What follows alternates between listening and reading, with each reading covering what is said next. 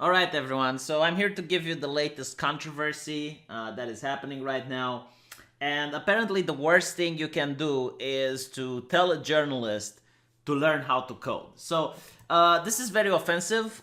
This is probably part of white supremacy or something like that. It is horrible. All right, don't do it, especially not on Twitter. Don't tell journalists to learn how to code.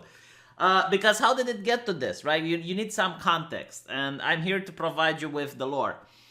If you're unaware, the media industry is losing about 1,000 jobs at the moment. So you got like three major United States newspaper companies that are doing a lot of layoffs, and part of them you got Gawker.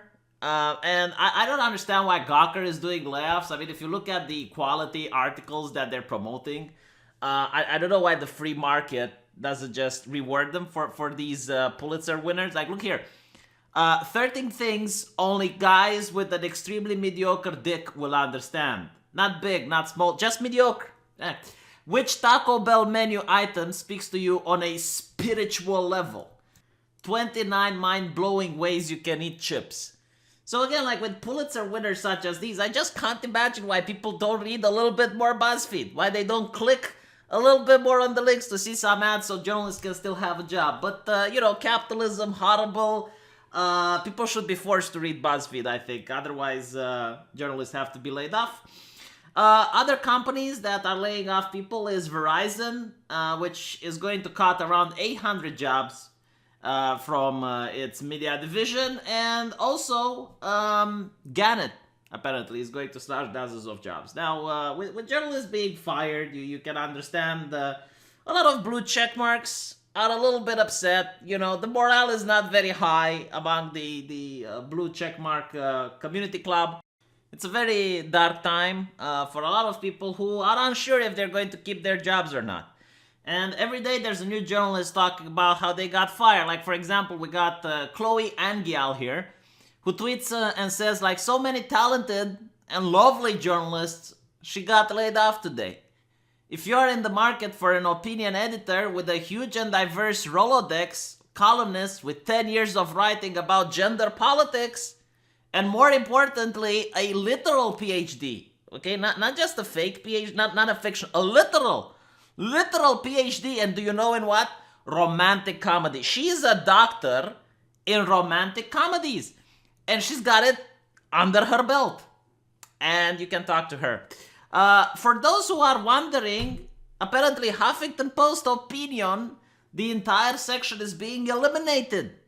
The beautiful, diverse, inclusive baby we built from scratch is gone. Well, I'm going to weigh in a little. I think if it was really that beautiful, diverse, and inclusive, the free market would have not allow it to die. I'm just saying, right? Like, if it was such a good thing you built, there's actually like this thing about capitalism. If you build it, they will come. Well, it seems you built it and they didn't came.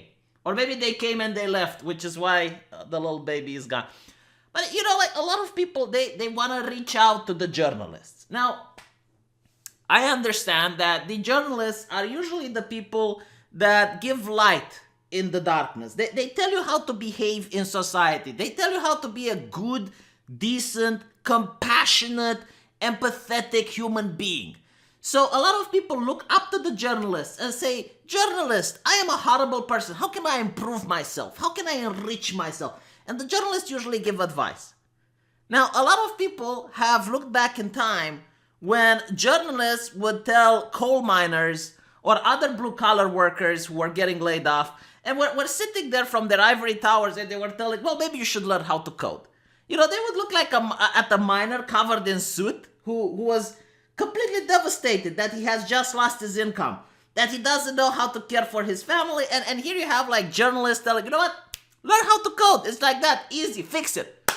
You just clap your hands, you become a good coder, and then a corporation will hire you. And you're going to be uplifted from the mines of Moria into the towers of Amazon. And you're going to be a good coder, right? So people on the internet decided to tell journalists the same advice that they once gave to other people. And they started messaging journalists explaining that maybe you should learn how to code. Turns out they didn't like that. They didn't like that at all. apparently all of a sudden it's not cool when it's being done to them. Like you don't do it, they do it to others. You need to understand, like, this is the problem we have in our society. People do not learn their place. It's like, look, you think you're equal. No, you're not, okay? They can do it to you, you can't do it to them. Do you have a blue check mark? No, you don't. Learn your place, right? It's very simple. Like, if people would learn their place, you wouldn't have Mr. Punished Venom Patrick George have to tweet this. Like, Mr. Patrick George had to tweet this horrible thing. You made Patrick George do something bad. Shame on you, right? So Patrick George says, I believe there is a special dedicated section of hell just for people with anime Twitter avatars who tell laid off journalists to learn to code. I agree. Do not tell them to learn to code. That is horrible. That is white supremacy, I bet. And then you got another person, Apocalyptica, which says, smug 4chaners don't know that coding is quickly becoming blue-collar work. One reason why is the pool of coders is getting bigger because everybody thinks teaching people to code will solve poverty and unemployment. Anyone telling journalists to learn to code today, I have a piece of unsolicited advice for you. Swan dive into Vesuvius. You know what's interesting? Like, some people might make the argument, well, it's not Apocalyptica that told miners to learn how to code, right? Like, well, why are you doing to these people? It's not the same. But here's the thing. When journalists told other people to learn how to code, I didn't see other journalists come up and say, you know what, like, that's not a good thing. Like, dude, like, that's disrespectful. You can't expect, like, someone who for their entire life worked in a coal mine and they're like 50 or 60 years old to just snap their fingers and learn how to code. Like, that is just... Look, you're not going to be part of the solution, all right? Just shut the fuck up, because that is just messed up. Like, just don't make that article. No, none of them did. And now they're upset that people are doing the same thing that they did in the past to others, people are doing it to them. And you know what's like the thing that really annoys me about it is that I genuinely do not like to see people fired.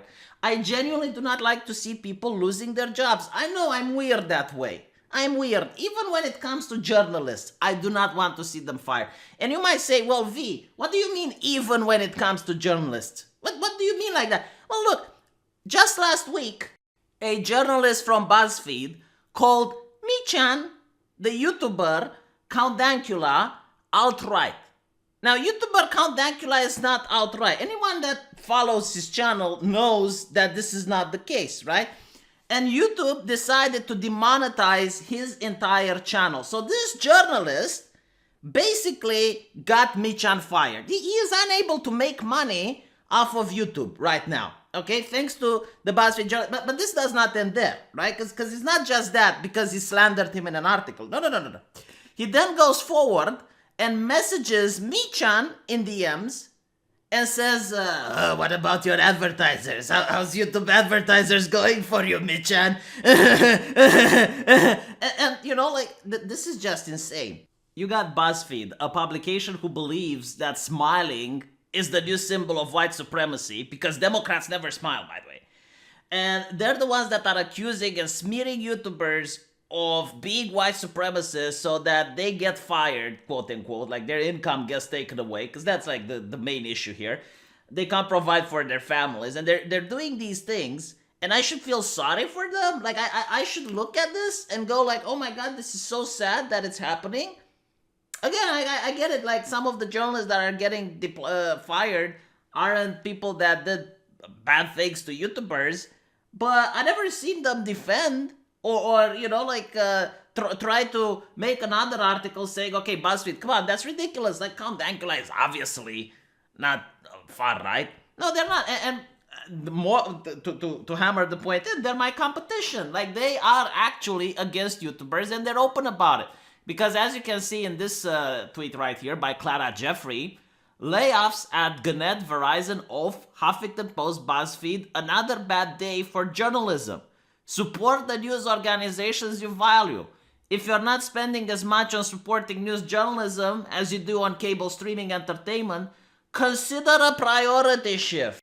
Yeah, I agree. I mean, see, I want to support Tucker Carlson. I want to support Breitbart News, but I can't do this because there are some leftist activists that are constantly targeting these publications' ads, making sure that they create a stink, a PR nightmare for companies to have ads on these publications.